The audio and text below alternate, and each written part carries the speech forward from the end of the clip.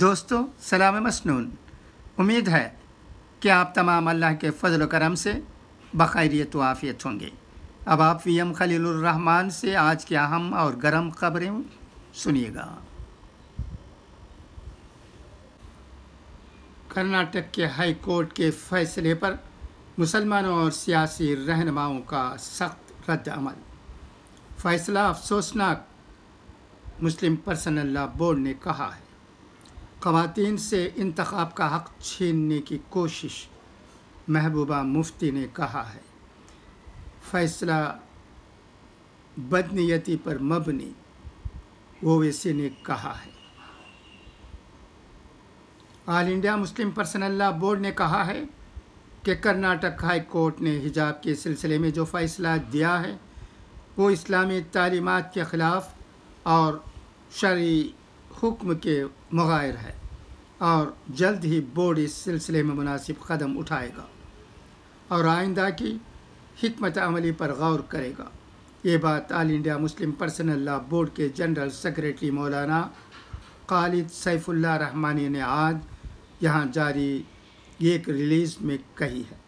انہوں نے کہا کہ عدالت کا یہ فیصلہ دستور کی دفعہ 51 کے بھی خلاف ہے، جو مذہب، نسل، ذات پات اور زبان کی بنیاد پر ہر قسم کی تفریق کے خلاف ہے۔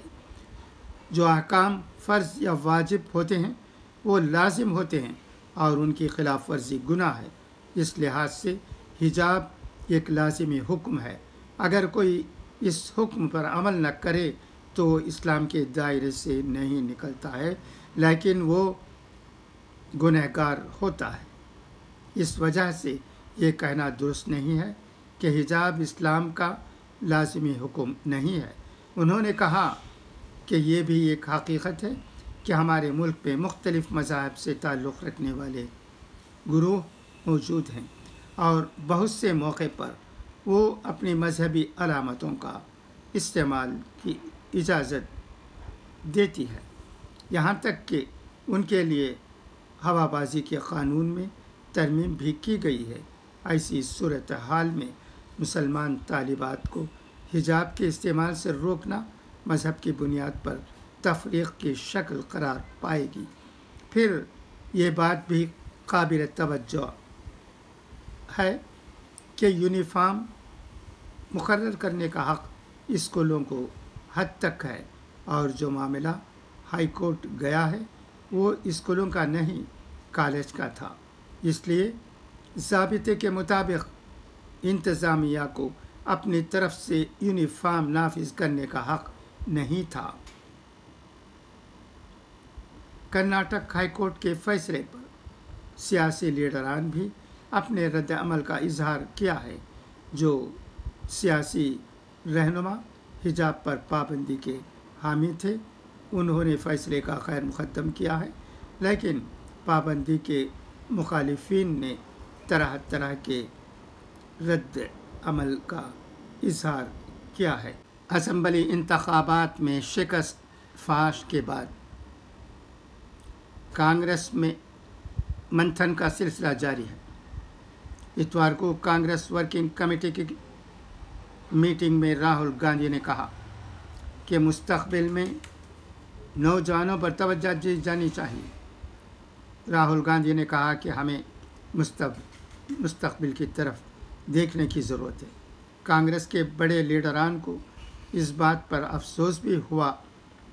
جے رام رمیش نے کہا کہ کانگریس کو اپنی مانگ بڑھانے کے لیے نئے طریقے سے سوچنا چاہیے۔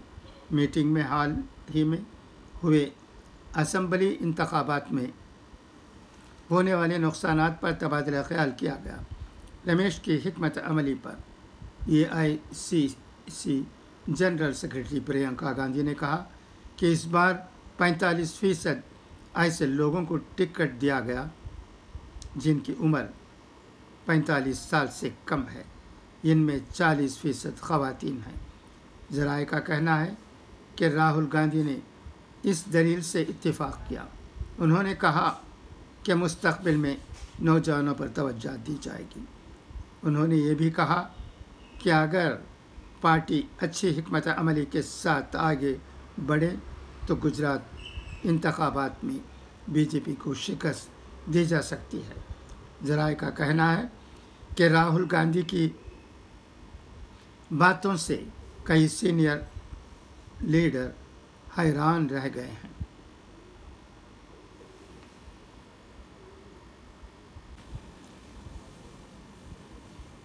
NRC پر ابھی کوئی فیصلہ نہیں۔ نئی دہلی، مرکزی وزیر نتیانند رائے نے منگل کو لوک سبھا میں بتایا کہ پورے ملک میں ہندوستانی شہریوں کا قومی رجسٹر تیار کرنے کے بارے میں مرکز نے ابھی تک کوئی فیصلہ نہیں کیا ہے۔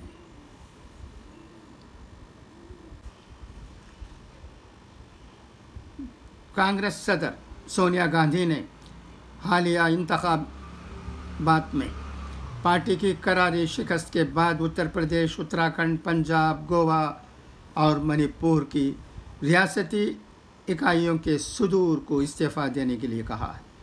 پارٹی کے چیف ترجمان رندیپ سرجیوالا نے منگل کو یہ جانکاری دی۔ انہوں نے ٹویٹ کیا کہ کانگریس صدر سونیا گاندھی نے اتر پردیش، اتراکھنڈ، پنجاب، گوا اور منی پور کی ریاستی اکائیوں کے صدور کو استعفیٰ دینے کے لیے کہا ہے تاکہ ریاستی کانگریس کمیٹیوں کی تشکیل نو کی جا سکے۔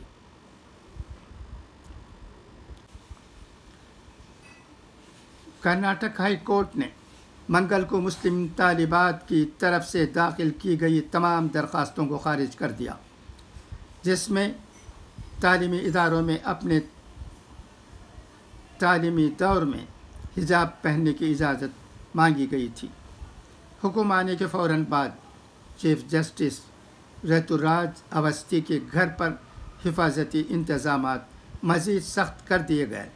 عدالت نے فیصلہ دیا ہے کہ مسلم خواتین کا حجاب پہننا اسلام کے تحت درکار مذہبی عمل کا حصہ نہیں ہے، اور یہ کہ اسکول یونیفارم کی تجویز صرف ایک معقول پابندی ہے جس پر طالبات اعتراض نہیں کر سکتی۔ عدالتی بینچ نے یہ بھی کہا کہ ریاستی حکومت کو اس سلسلے میں احکامات جاری کرنے کا اختیار ہے۔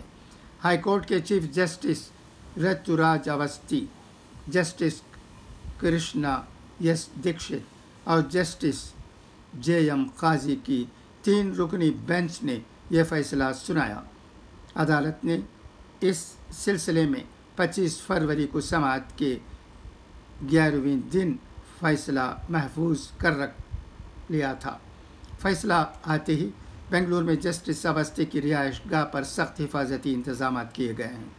کسی بھی ناخوشگوار واقعہ، تشدد یا ہنگامہ آرائی کو مد نظر رکھتے ہوئے سیکورٹی سخت کر دی گئی ہے۔